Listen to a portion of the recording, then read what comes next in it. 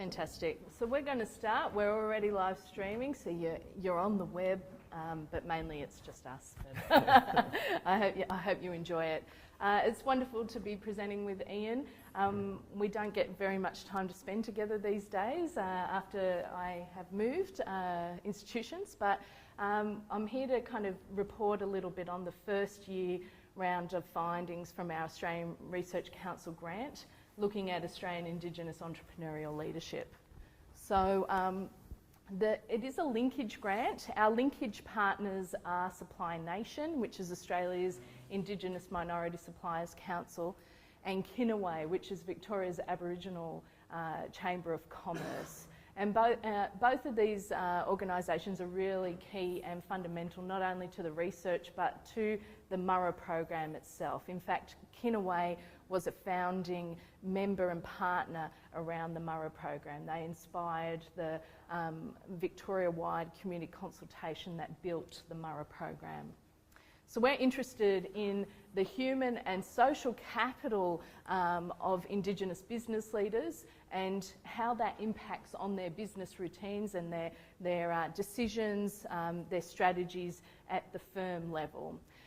What we're really interested in, or what I'm specifically focusing on, is the leadership challenges faced by Indigenous business leaders and how they attempt to overcome the challenges that they find in their businesses. We aim to contribute to the understanding of leadership experiences and perspectives from an Indigenous entrepreneurial perspective. And I think, you know, there isn't very much written in the space of Indigenous leadership in Australia, so this will be a real contribution to that. And we'll be providing evidence-based research. It's an empirical project, as well as policy advice to our linkage partners and potentially beyond the linkage partners about what an effective business education intervention might look like for Australia's growing Indigenous business sector. And we'll also provide these kind of wonderful, unique challenges that the leaders are facing in owning and operating a commercial enterprise. So that's a little bit of an overview about the entire project. It's a 3-year project. We're at year 2 now. So what we're going to do is report on the qualitative and the quantitative findings from year 1 of the study. As I said, it's a longitudinal study. We will have multiple surveys and multiple interview options going throughout the project. We've already done the first round of interviews, which is nearly 50 interviews, and these are quite long, hour and a half, 2-hour interviews, as well as surveying a whole range of people who have been through the Murra program and those who haven't been through the Murra program, so that we can have a comparative sample. So the kind of, what we've been really interested in is the 2 levels that a business intervention program could be involved in. It's going to be focused at the entrepreneur level, so the Indigenous business leader themselves. And what we think about that in terms of the sort of theoretical construction is that by attempting to influence and grow human capital development through the Murra program and the individual interviews being a platform for individuals to narrate and to reflect upon their story and how that they're building their business and finding a way to narrate how they're choosing the strategies that they are, that will be able to explore their leadership experiences and also their business experiences. And we've been quite interested in the social capital perspective, so looking at who they're connected to and how that is really driving the building and growing of their businesses. So how we do it in the Murra program is that we're very focused on the cohort. It's a cohort teaching model. We usually have a cohort of anywhere between, say, about 16 to 30 people in the room, and they come in for 3 blocks of 4 days. And it's done within a 6-month period, so it's quite intense. People get a chance to go back and work on their business for 6 weeks in between each block and really try out some of the ideas that we've been exploring in Murra. it's great to have a Murray alumni sitting in the room. Thanks for being here, Kate Keller. And you'll be speaking tomorrow. It'll be great to have you here, and we'll have a few more people coming in later today. So one of the other parts of our Murray program has been focusing on mentorship and really trying to input into people's social networks mentors that are differently connected so that they can build a whole range of bridging capital, getting into different sort of business circles and different ways to grow their professional network. So we're trying to create a program that is very holistic in that approach. Not only do the Indigenous businesses start doing business to business from day one, because they're business people, what we also find is all of the lecturers that are coming in, the faculty teaching on it, the mentors involved in it, and our partners, it grows a really strong network, which we're really excited by.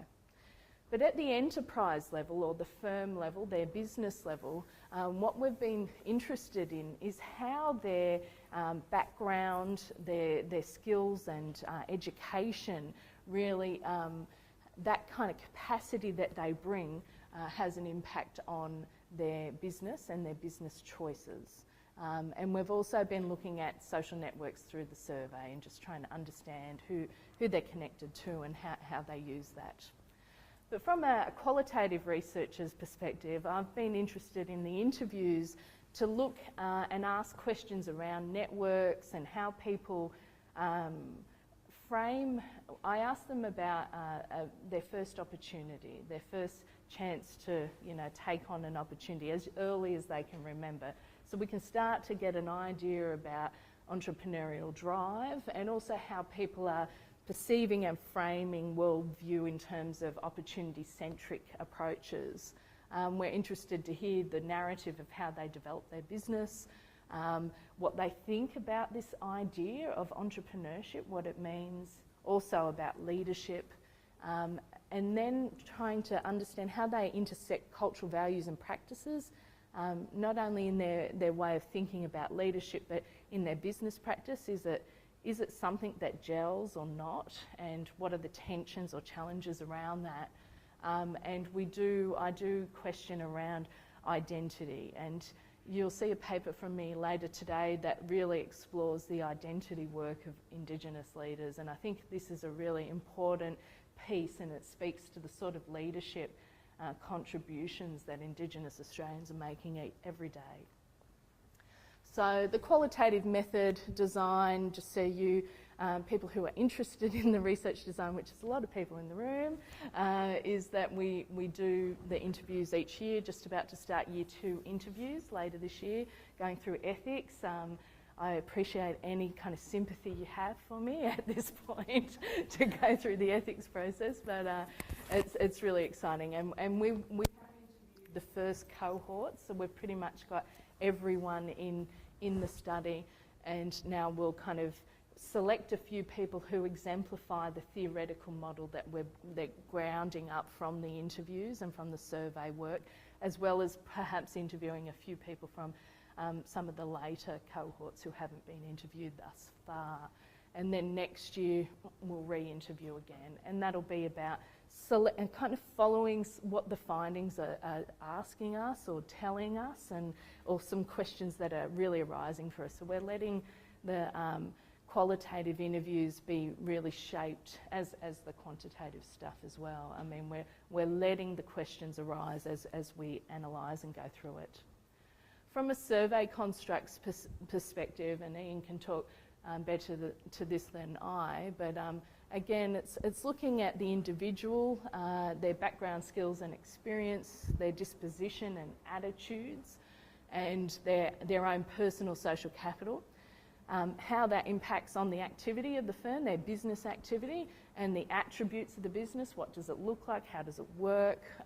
Revenue, all of that, how many employees, how many hours you work, all of those things. What does it look like? And what are the outcomes? So, sorry, I should have said revenue in the outcome bit, or what are the outcomes for the business? So we're interested in how the individual leader put into play business activities because of who they are and how they've got their own human capital and social capital and how that impacts the outcomes of their firm. Yeah, that's the kind of theoretical idea. Again, very similar thing that we're interviewing, surveying people before they start Murrah and after. We're on to our second round of surveys at the moment, so we're trying to get, in a sense, a longitudinal idea of how Murrah firms and non-Murrah firms grow over a 3-year period. So this is, quite different to Professor Mark Morrison's research, who will be presenting later today, who looked more at the success factors and what determines those things. This is really looking at what happens in a specific kind of lapse of time. How do these firms grow? Do they change post the education intervention? Do their strategies change? And therefore, does the firm outcomes change? So the starting point for our understanding around Indigenous entrepreneurship is really to say that there are so many unanswered questions that it's such a fresh field. Let's all be involved, and I don't think this symposium is about bringing everyone into the room so we can all work together. There's just so much work to do in this space, so let's all kind of work together. So to date, there is a small body of research around Indigenous entrepreneurship, Indigenous enterprise development, and how it intersects with leadership. Only a very small, a couple of papers.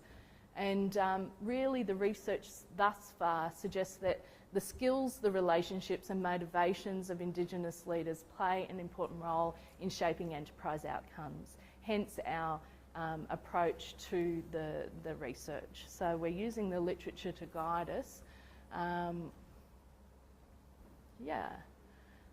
So the key conclusion from prior research is that the need for interventions like a Murrah education intervention at the level of upgrading people's business acumen, what their business skills are around marketing in particular has been a thing that the literature calls for, and other finance, HR, all of those sort of basic MBA business skills that we can really quite teach. We know how to teach those, but it hasn't been targeted in an Indigenous business space per se. So what we're trying to do is increase the type of Indigenous enterprises that Indigenous leaders must possess to successfully manage a more diverse set of clients. What we've noticed is that there seems to be a kind of what a typical Indigenous business looks like. There are kind of 3 models, and we'll go through those at the moment. But the more diversified, growth-orientated business models are the ones that are having success in the marketplace. So we want to look at what the choices people make are and why they make them.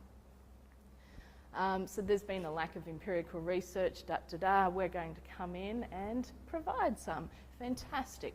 So our research questions are really to look at how does the Australian Indigenous entrepreneur choose to shape their firm? It is a choice how you choose, what sort of products or services you choose to do, and what kind of is the story behind your choices around constructing your firm. And I think that's really where the qualitative research has come into play, to really start to understand some of those narratives or pathways to setting up an Indigenous business.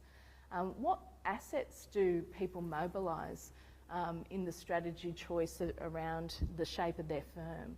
So what are the assets? And one of the kind of interesting assets that we've been looking at is not spoken too much of in the literature, and that's around intellectual and cultural properties of Indigenous knowledge. And I think that this is a really key part of Indigenous firm structures and how they're set up.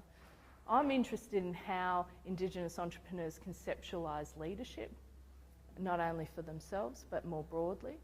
And I'm interested in the challenges and tensions they face around that. Specifically, this kind of tension between, as a business person, you're focused on a profit drive, having a drive for making the success of the business. You've got to keep your family in food and rent and all of those sort of things. But there's also this very strong purpose drive for all entrepreneurs, but very much for Indigenous entrepreneurs, around the sort of thing that drives them to do the work that they're doing. And it's not usual, it's not the usual sort of discussion. It's about future generations. It's about family, growing a family business. It's about economic independence. And I think that, and conceived more broadly in a broader Australian Indigenous perspective. And I think these are really fundamentally what makes Indigenous entrepreneurship very different and exciting. So in the literature around Indigenous entrepreneurship, really it has developed over the past 3 decades. So there's actually quite a bit across the world. And what some of the scholars like Hindle and Lansdowne have said is that this is actually a subfield of entrepreneurship, and really the subfield has concentrated their time on exploring the characteristics of Indigenous entrepreneurs, their limitations and success stories. And there also has been some interest in the literature around this idea of a collective project around independent economic futures. So there already is a narrative out there in the literature that Indigenous entrepreneurs are focused in this collective way. So that's a kind of an interesting way of framing Indigenous entrepreneurship already. Over the past 10 years, the field has been developed even further by some empirical studies, which have been fantastic. And really what they've been saying is that there are structural impediments to growth opportunities, which we're interested in this particular research we're doing. There's been a lot of work around individual characteristics and how people manage identity within firms. Obviously that's what we're interested in as well. And there's been interest in knowledge development related to business or enterprise level concerns, such as do Indigenous entrepreneurs have specific managerial styles, or what are the success measures? This has been the focus of the literature. So what we're kind of bringing to it is a different sort of theoretical approach. We're looking at upper echelon theory, which really talks about that a firm's ability to derive value from its management practices is influenced by the characteristics of the firm's leadership. So the firm leader becomes a central pivotal player, and not just the one leader, but the leadership team. And the success of that team to conceptualise the business and where it's going is really hinges on the success of the business. So leaders with different characteristics may be better or worse at identifying and implementing different practices, which can turn out to affect the business outcomes. And several studies have found an association between the leadership characteristics and what the firm's strategies are and what the firm's outcomes are. So we're using an upper echelon theory to construct our theoretical work. One of the things I mentioned before was the interest in Indigenous cultural and intellectual property. Coming from an arts background myself and working with Indigenous artists for the past 15 years, this area around Indigenous knowledge and how cultural properties are defined or protected or mobilised in different artistic or cultural practices has been a really important part of my work. So we've been thinking about how is it talked about in the entrepreneurship literature more broadly.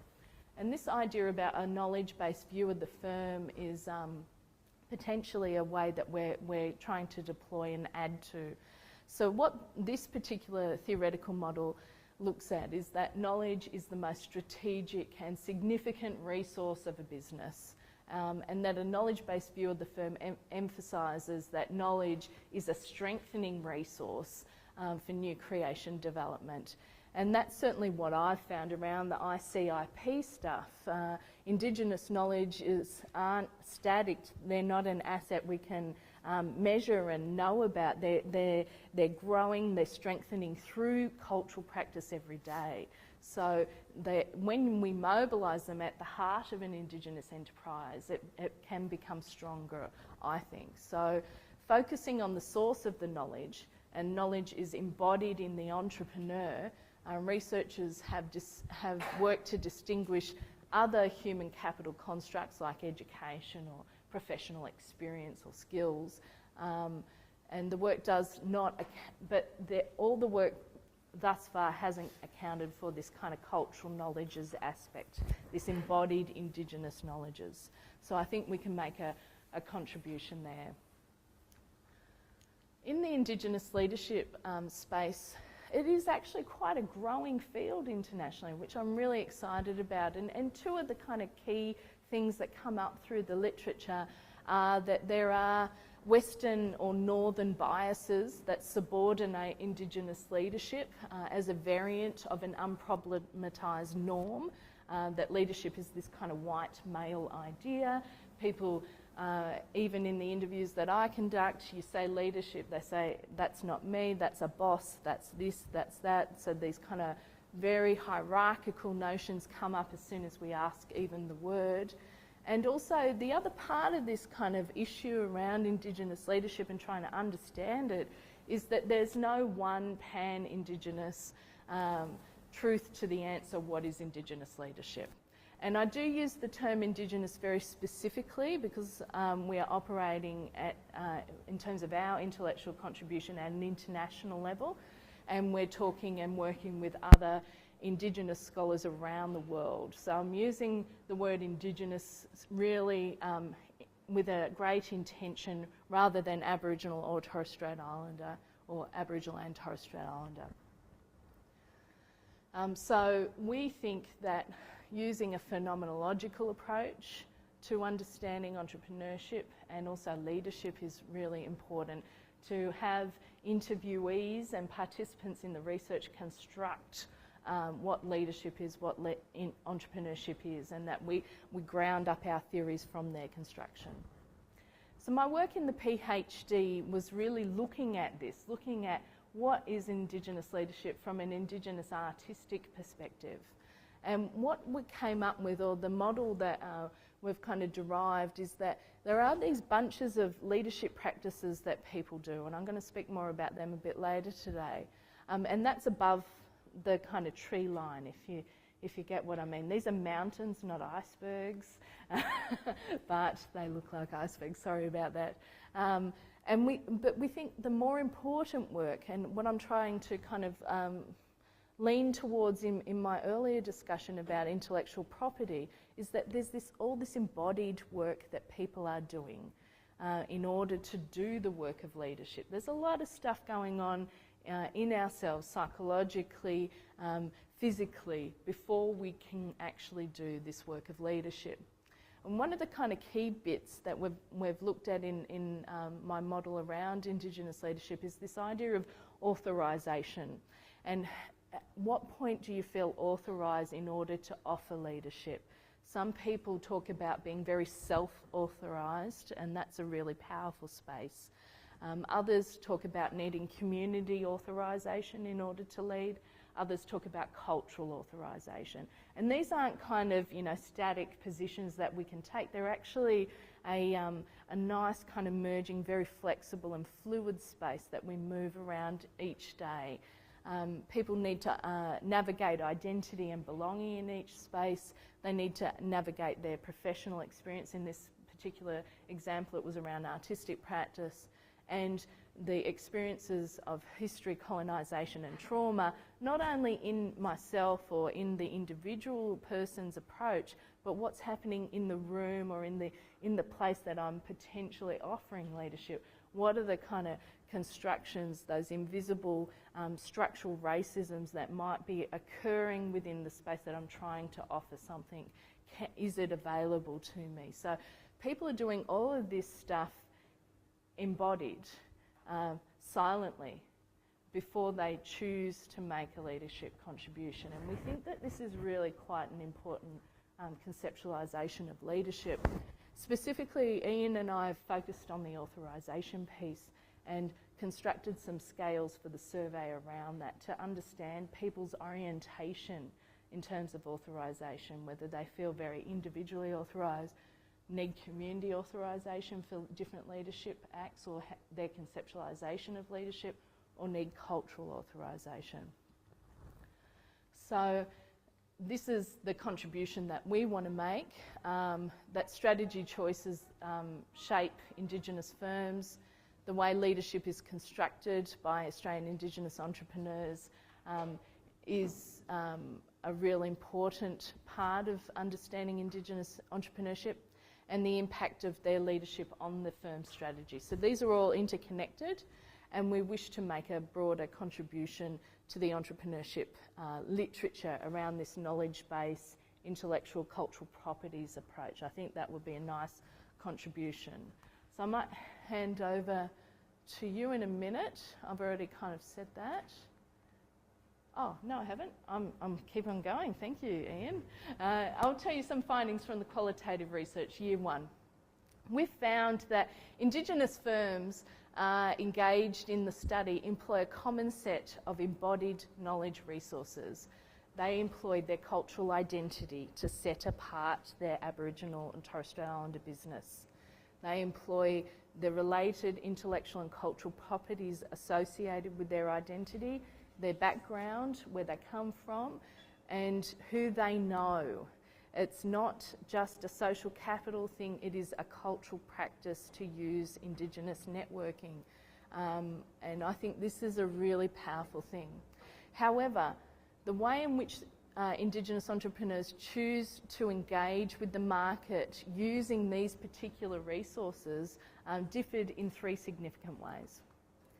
We found that there were three different ways people went to market. First, they chose to use who they were, their story up to creating their business, to construct a cultural-based business, and I'm talking about cultural-based products or services, and that had a particular sort of style about it. Some people were very much in the bicultural space, meaning that they were an Indigenous entrepreneurial service offering that they wanted to offer to non-Indigenous spaces like corporations or government. These are the kind of classic consultancy type businesses where there are quite a lot of those in the Indigenous space around education, around cultural awareness, around cultural competence, etc., etc.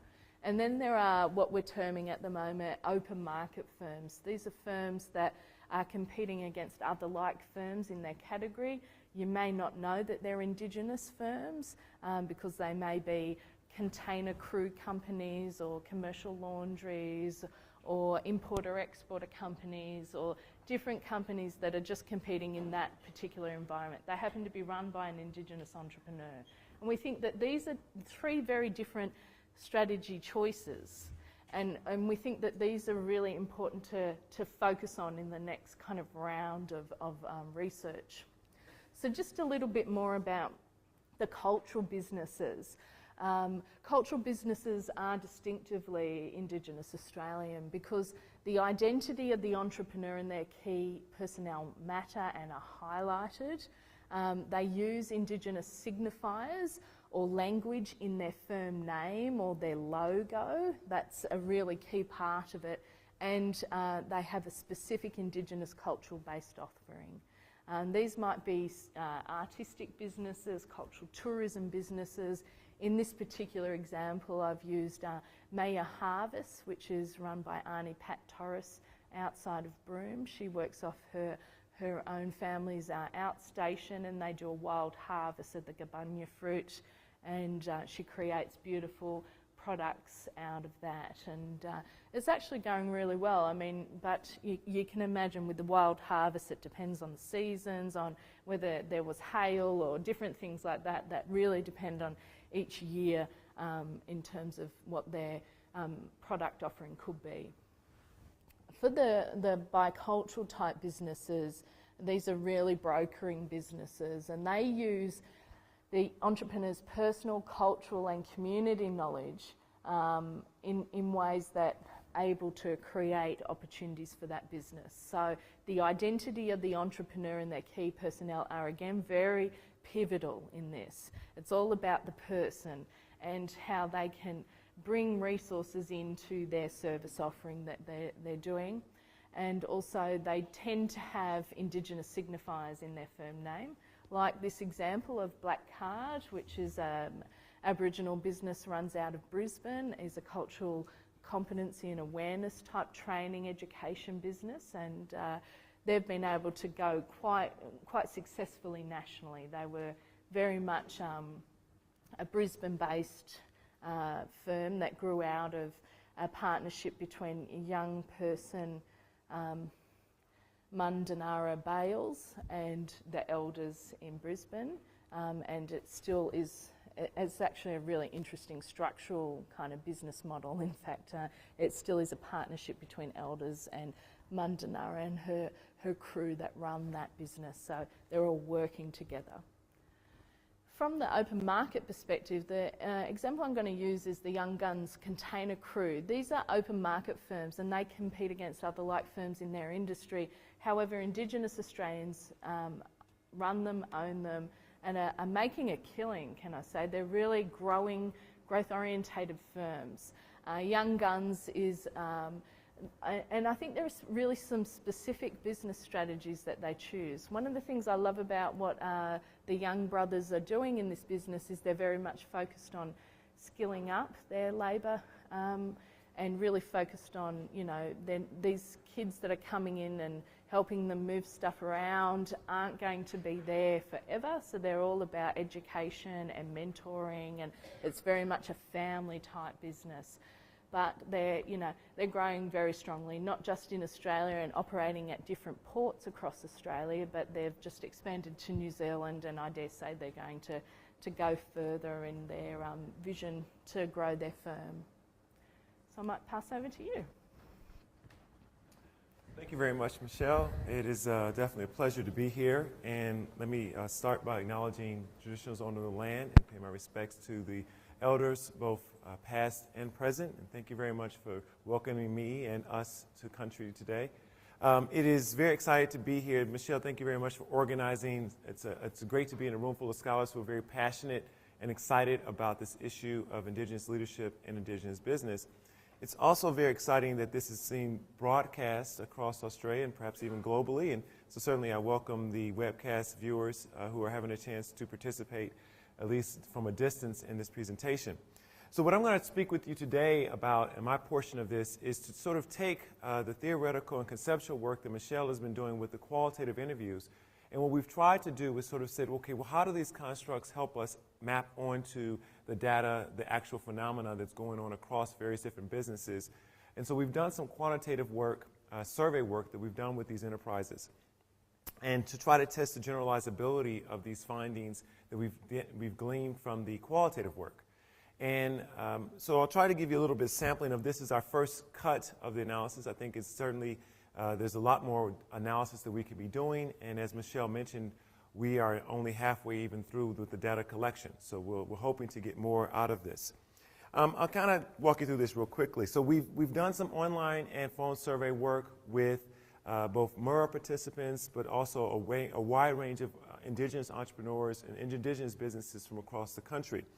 We've been very fortunate at this point to have about 120 respondents to this survey work. That has been complemented by data we've been able to collect through Supply Nation, which has provided us with some verification of some of the information that was provided through the self-report mechanisms. So we hope that that provides some validity to the results that we've been able to gather. I'll walk you through a little bit just some of the background data on the enterprises. And I'll share this with you because it's very interesting. I think there's actually a lack of information on this, and certainly that information isn't distributed very broadly. What brings to mind is I was having a conversation recently with some state government officials about Indigenous business development, and I was asking about the type of data they have on Indigenous businesses. And once we sort of got beyond the notion of how many are there, really that was pretty much it. And there was nothing else. And when I sort of pointed out that if you're thinking about actually developing an Indigenous business strategy, and you don't have very clear understandings about performance of those firms, attributes of those firms, and the like, it becomes very difficult to have a strategy that can really pinpoint activity that would be useful. So this is just some of the findings for our study. Obviously, we can think about how generalizable they may be to other settings, but I'll share this with you. The average age of the respondent across the 120 was about 45 years old. They were working in their enterprise certainly full-time, about 47 hours a week. So this was the primary activity for their professional life in terms of what they were engaging in. If you look at where they were coming from, in terms of what were they doing prior to starting their enterprise, most of them had for-profit experience, although we did see individuals from across a variety of sectors that had moved into developing an enterprise that was looking at developing, or that was looking at trading. In terms of educational qualifications, wide range of backgrounds. I think it's pretty interesting, although I would say probably from a population perspective, highly educated relative to broader population. Largely a male, although very decent sized female representation. Interesting enough, when we look at the MERA program, over the years it's been quite fascinating in the sense that we've had more women on that program than men. So I don't know what's going on with that. In terms of, one of the things we know from entrepreneurial research more broadly is that the legacy effect is very important in shaping the creation of new entrepreneurs. So we're very curious in understanding were the individuals who were responding to this as the founders of these organizations, had their parents been entrepreneurs? And what we're finding pretty consistently is that they had not. So in most cases, these were first-generation entrepreneurs, which I think is pretty important because it begins to speak to not having that legacy effect. What are some of the infrastructure issues, the types of resources they can tap into, the legacy learnings that come with seeing and understanding what it takes to run a successful enterprise. Most had at least tried to found some enterprise in the past. This is pretty common, I think, if you look at the entrepreneurial research. Entrepreneurial behavior tends to be very serial. People try this over and over and over again. And so we did have some sense that these are people who had been experimenting with this in previous activity. We asked some questions about why they started this. And the two top ones, the challenge of sort of creating a business, but also there was, I think, a sense of commitment to community, that they felt this business in some way, shape, or form would be somehow able to add value to the community that they were coming from. And I think this sort of speaks to some of the findings that Michelle was picking up on in terms of the qualitative interviews about this notion of identity, connection to community, connection to culture. In terms of the enterprises, average age of the enterprise is about 10 years, about 23, 24 employees. A large percentage of employment in those enterprises is indigenous employees, which I think makes interesting sense. I mean, they would be more likely. So if you think about this issue of ways to improve employment opportunities for indigenous members of community, what it suggests is that these enterprises are probably going to be, if we can get them to grow and we can get more of them, they're probably going to be very primed to look at ways in which they can employ people from community, which I think is pretty promising. The annual revenue, about $2.7 million, there was a big range in terms of this, but we do have some very successful organizations in the sample, and I think that's also a story that needs to be told more broadly. We were very fortunate in this particular study to get a very national representation, which I think is very nice in terms of being able to have data from enterprises all across the country. And we were able to get individuals to respond across a wide range of industries, which I think is also very nice. I wouldn't have a sense as to how generalizable this might be into the broader population of indigenous businesses across Australia, whether or not there might be some clustering around certain areas. I think there might be some evidence in previous studies to suggest that might be true, but at least in this particular study, we're able to have a very broad range of companies with a very national spread. If you look at where are these organizations getting revenue from, how are they, what is their business model looking like? The vast majority of them are doing B2B type activities. And if you think about the traditional some of the settings that might come up with this would be they're providing vending services to mining organizations, vending services to ASX 200 firms. Although you do have a sizable portion who are having contracts with government and some aspects of retail trade. The vast majority of them were profitable at this point in time. We're suggesting that, and that's not surprising. I mean, they've been in business now for, on average, 10 years. So these are proven businesses as opposed to startups in most cases. Another interesting observation, they are not engaging in international trade, which I think is a very interesting opportunity for us to be thinking about where are the opportunities for growth going to come for indigenous businesses. I think this is an underexplored and underutilized vehicle. Certainly in the MERA program, what we've identified is that there are very few of our participants have actually actively engaged in international trade. This is something we've been trying to encourage, and certainly we've been thinking of ways in which we can develop our program to foster more effective relationships with international partners to create that pathway. Certainly, I think that many of the offerings and services that many of the organizations we've been able to interact with would have quite strong capability internationally if they thought about doing so. So two questions become, why are they not thinking about this? And what are the types of pathways and structures that have to be created to make this vehicle possible for these businesses? If asked about what do they see for the next 5 years, so what are their growth aspirations? The average expectation is they'd like to see their businesses grow basically to about 51 employees. If you think about where they are right now, that's almost doubling in size. And they have some pretty big aspirations about what they'd like to see the revenue grow. If you think where we were, what the average is right now, this is a 10-fold increase. So what does that suggest? That at least in this sample what we're picking up on, these are ambitious business people. So they have a desire to actually grow the business that they're in to a very sizable stature. So the question becomes, well, what are the activities they're engaging in to make that happen? And are all the activities they're engaging in equally effective in doing so? So I'm going to share with you a particular slice of the data that we've been able to look at. Now, Michelle mentioned to you, one of the things that's been coming out is this interplay between sort of cultural authorization, cultural identity, the way in which the strategies they engage in, whether they be cultural-based products, whether they be open market firms, whether they be bicultural firms. And what we're trying to understand is, how is this playing out in terms of performance? So I'm going to take a particular angle on this, and we're going to look at this issue of community authorization, which is the extent to which the entrepreneur sort of gains confidence and voice from community to pursue the activities they're engaging in their organization. If you think about this, they could sort of take this authorization from their educational experience. They could take this authorization from their past performance as a professional, or they could take this authorization from the community that they're embedded in.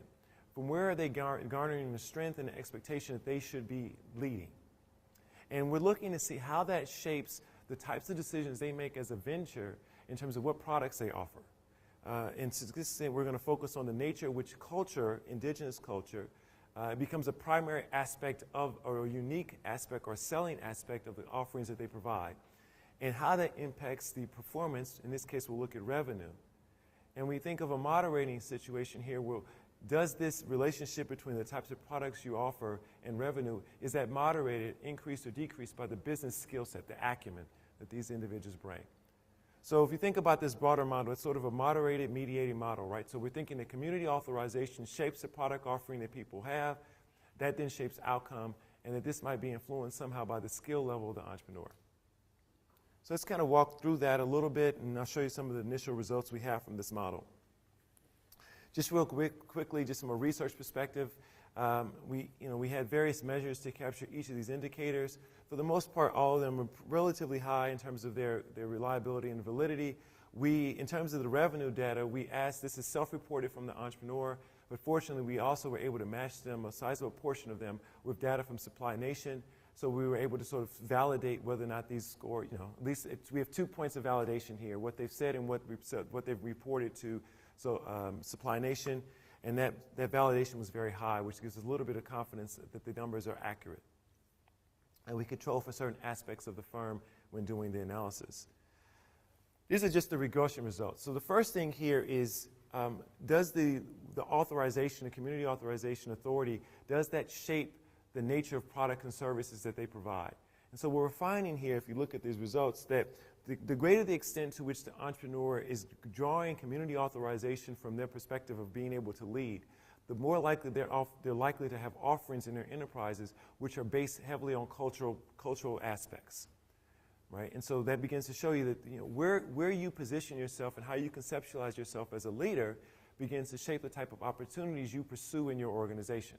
So this is quite consistent with this notion of the upper echelon theory, and also very consistent as well with this knowledge-based view of the firm.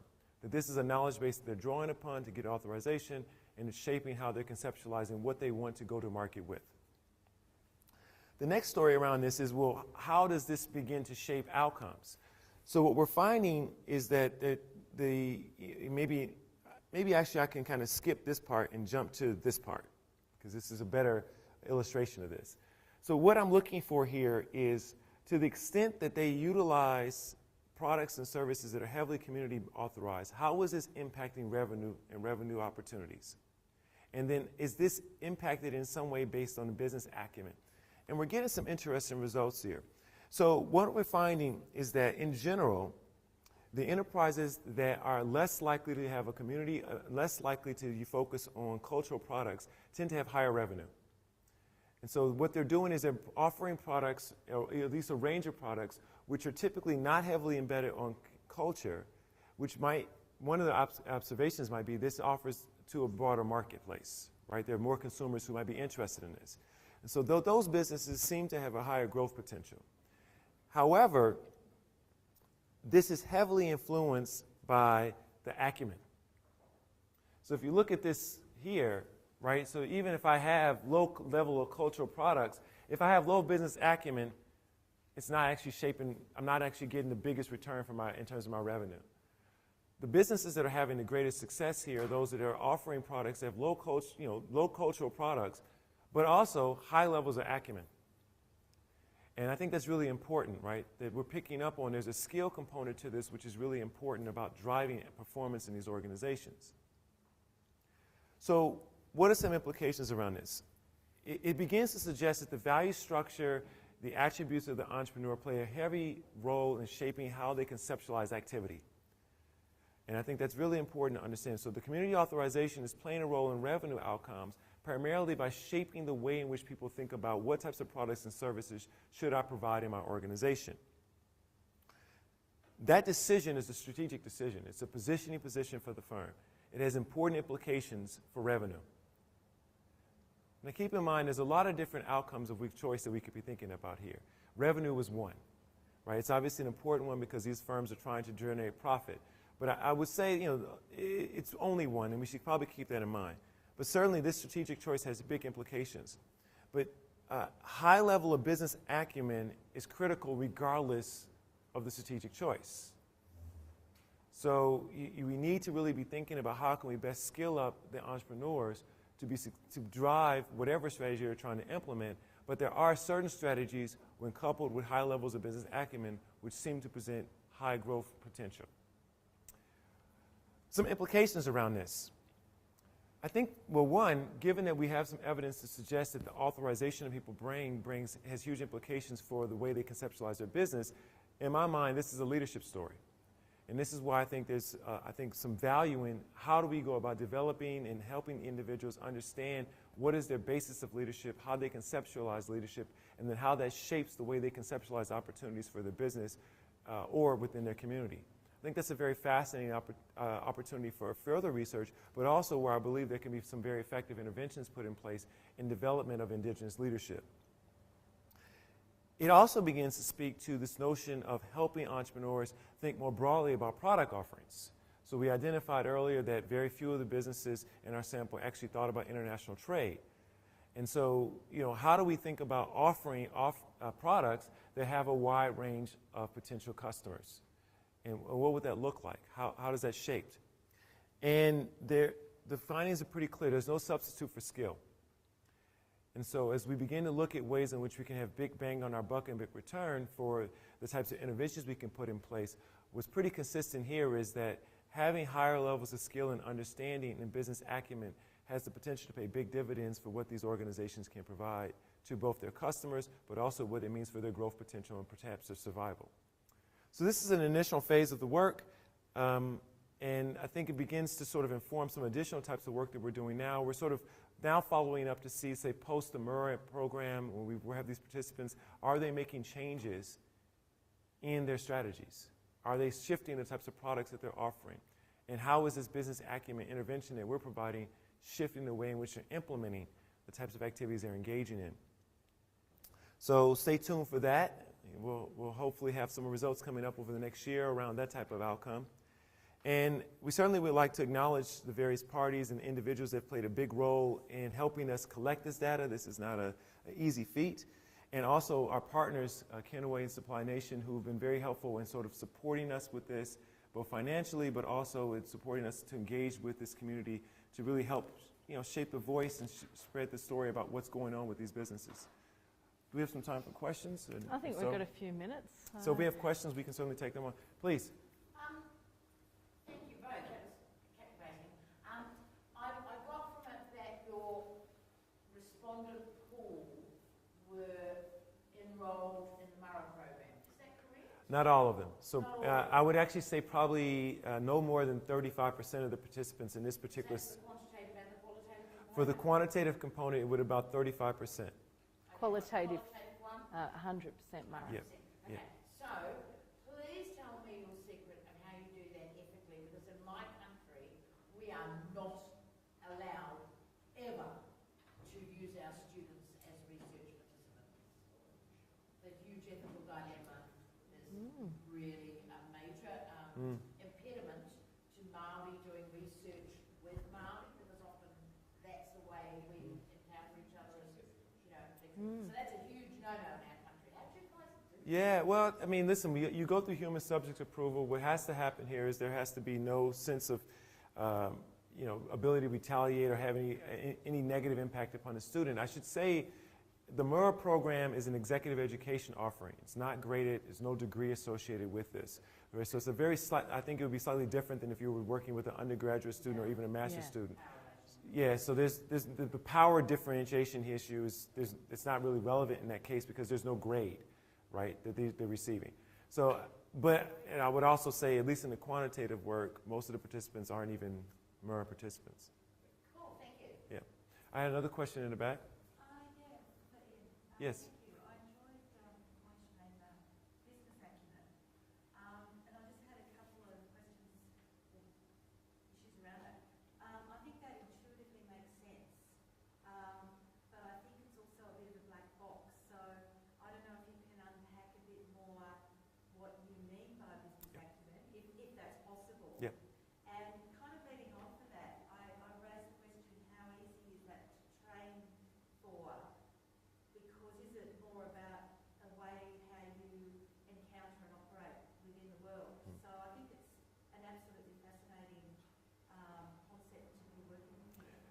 Well, in this particular study, we had a very specific definition of business acumen in the sense that we were looking at about 12 to 13 specific skill sets around logistics, management, marketing, finance, accounting, operational issues, legal issues. So we asked them basically what is their level of skill and confidence in these particular domains of business. And what we're longitudinally what we're looking for is how this changes. So one idea about the Murrow program, because we have a curriculum that was developed in consultation with Indigenous community around where we thought some of the gaps and holes might be, what we're hoping is that we see improvements in that over time, right? And so we have a sample of people that are not going through the Murrow program and a sample of people that are, and we're hoping that we see improvements in that over time because of this educational intervention. So we have a very specific definition as to what specific aspects of this are. And so that score that you're seeing about business acumen is the cumulative expectation, the cumulative understanding or confidence that they have across these areas of these disciplines. Yeah, more technical skills. And I guess I think there's this experiential aspect of entrepreneurship, and some people even think about it as maybe intuition or entrepreneurial spirit, and we're not picking up on that. And what I am saying, though, is that I think there may be aspects of that entrepreneurial spirit or wherever that may be innate to the entrepreneur, but then there's a technical skill set that helps with opportunity recognition and opportunity exploitation. Yes. Right? To see an opportunity and to act on an opportunity requires some technical skill.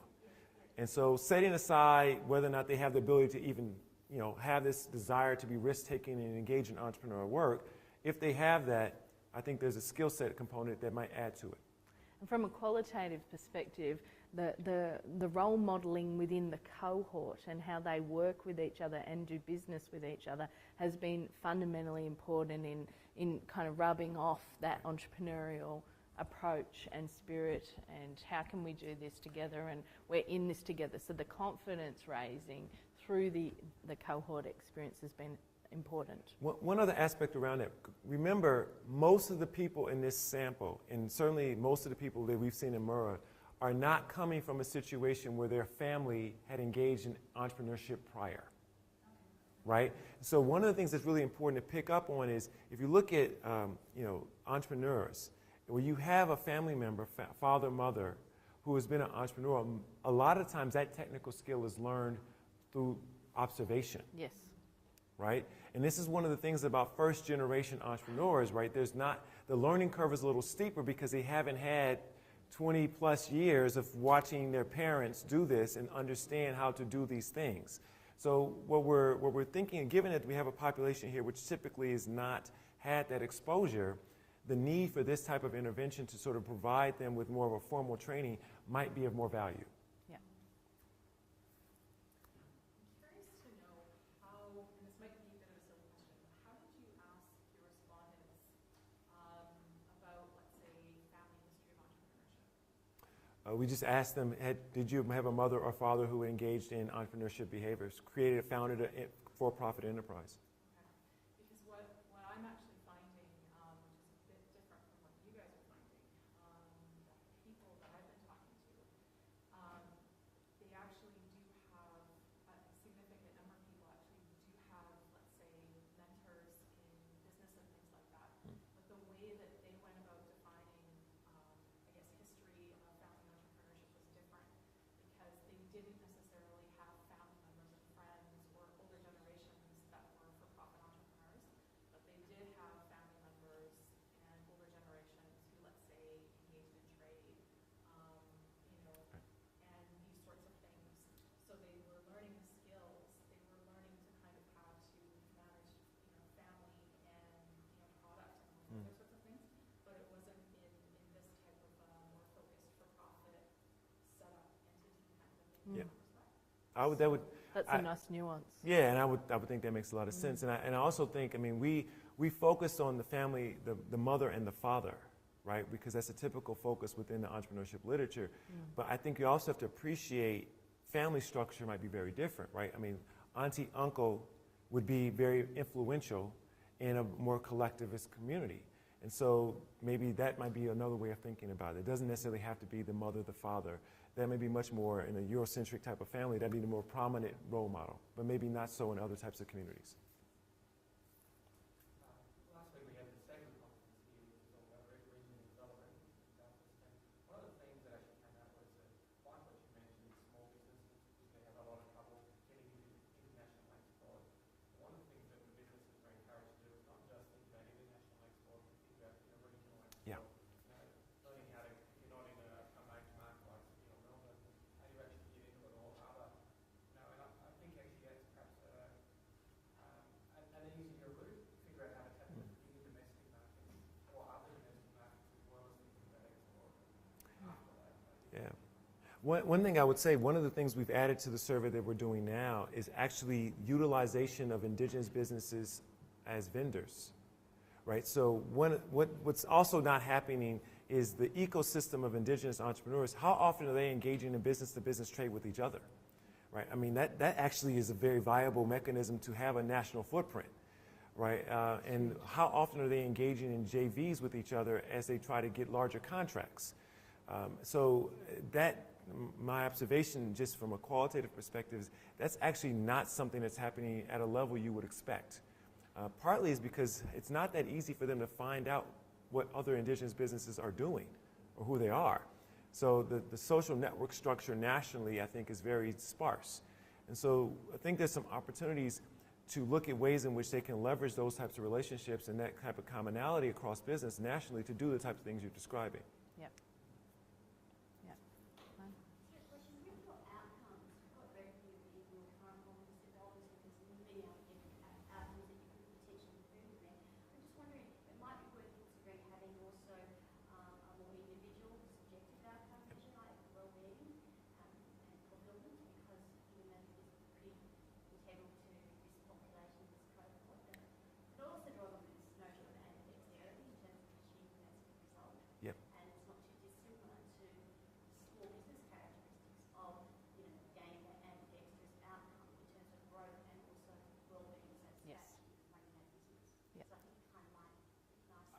No, I completely agree, because we know from the survey data that when we asked them what are they doing this for, the two biggest reasons were challenge and community. And so it may be that they may make decisions that don't maximize revenue, but actually do provide interesting opportunities for challenge and also provide opportunities for community. And I do think that, you know, the entrepreneur has the opportunity and right to choose what success looks like, right? I mean, one aspect of this is revenue, and I think that's an important one because we are talking about economic development for a community, right? So there's some dollars associated with this. But I also think we do quite a bit of work with social entrepreneurs, that the notion that that is the only outcome of choice and that that should trump all others and that you should not make sort of sacrifices on that one to get other things is probably not true or realistic or relevant. Maybe we'll have one more question. Annie Jill and Michelle. Michelle? Thanks. I'm really interested in the put back into community kind of aspects of this and thinking about the timeliness of the work you're doing. In particular, in Northern Australia, we've now had the Developing North Australia agreements that are coming up, and particularly that is, you know, a wealth of opportunity for Indigenous peoples, given it's the greatest population across the country. And so, picking up on a couple of the things around the mentorship, as these are first generation entrepreneurs, how are we then engaging the potential of the next generation? Yes. And capitalising on some of the political environment that might assist in, you know, creating greater opportunity. And I think that stuff around cultural limitations versus the broader concepts of what our business can look like are really important and timely. So how is that translating from what you're doing now to some of the potential development? Yeah, it's a great question. And one of the things that we've started to do this year with Indigenous Business Month is trying to kind of unleash the power of the alumni now. I mean, we have quite a few in the Northern Territory, because I think it's really going to be up to the alumni themselves to start to do this. And there was a big economic forum, and one of our alumni, Alice Beebley, was on the panels there talking about this, and certainly she's working in the area of Aboriginal clean energy in the Territory, which is a huge, like seriously, I started looking at this 3 months ago, and it's already doubled, tripled startups in the Territory in the last 3 months. So I think what we're seeing is just this absolute boom going to happen. So what do we need to do? We need to think about how we can make offerings like Murra more accessible, I think, potentially in a distance mode, but I do really value the cohort effect, or whether it be on country cohorts or in certain regions cohorts, because having people working together really is what unlocks people's perspective or mindset in their own space, because they're able to just hear so many different options and hear how people might approach a problem and hear, you know, these different approaches, and it makes the world of difference. So I think we need to turn our mind to it, Michelle, and think about it very seriously, because it's such a big opportunity, and you know, it'll go begging if no one gets in there now, because it needs to happen pretty soon. Yeah. Yeah, and I guess one takeaway I would have, just as a personal learning from this, is that, and I think it's something that's not explicitly articulated enough, strategy formation is an aspect of culture. Yes. Right? Culture plays a role in how we conceptualize the environment that we're in and what opportunities we perceive as being in an environment. And so what we're picking up on here is we cannot really think about, we cannot think about this without thinking about culture, because culture shapes the way we engage with our surroundings. And maybe what we're picking up around our research is, okay, how is this conceptualizing opportunity? And then how can we best understand and develop culture while also developing strategy skills to think more broadly about opportunity, right? And it certainly is not despite or without culture. That's just unrealistic. The strategy formation process is a cultural process. Yes.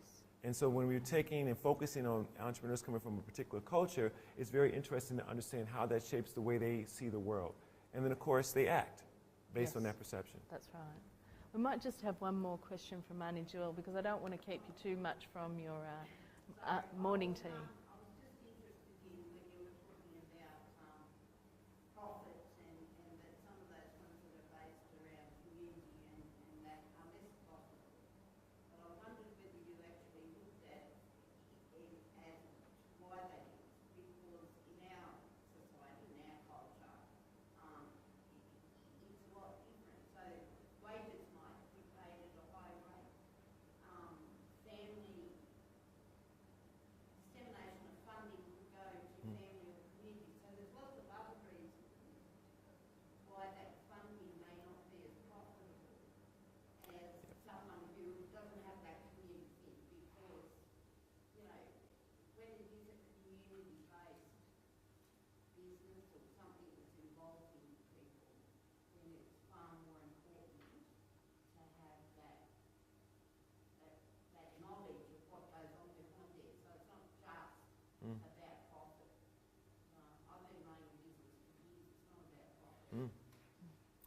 Yeah, listen, I agree with that. I certainly, so I should say, one, our variable was revenue, so it's not necessarily clear that always is capturing how profitable they are. No, but just how much money.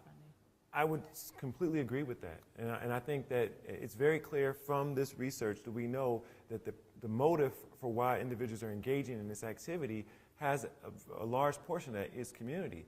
And I would assume, we're not measuring it in the particular analysis that I've shown you, but my assumption would be that they're making some trade-offs here to maximize a variety of outcomes, not just one outcome. And that makes a lot of sense, and that can be a very valuable contribution. And so certainly we need to validate that. I mean, I think that's a great use. I think that's a great use of a business, to be quite honest. And it certainly is not the case that all for-profit firms always focus on revenue and profit in that particular year solely. And that could be for R&D purposes, that could be for environmental purposes, that could be for a whole range of issues. I would think that'd be no different in the Indigenous community. Well, we might take a breath here. Thank you, Ian. Thank you, Michelle. And let's have some morning tea. Thank you, everyone. Pleasure.